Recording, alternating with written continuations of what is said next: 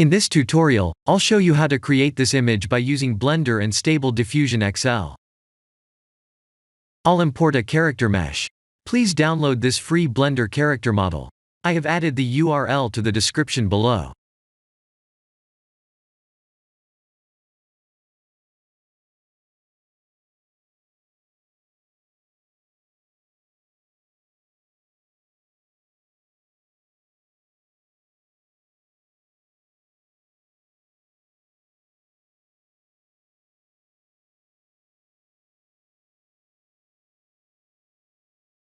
Please render the image and import it in Stable Diffusion.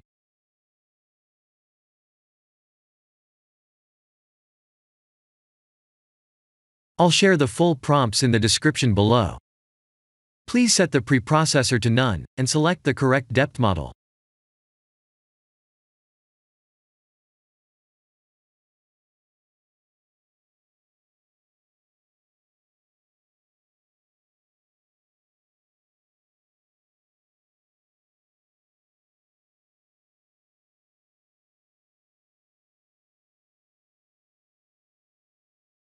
Now that the AI knows what we need, let's send this result to image to further enhance the details.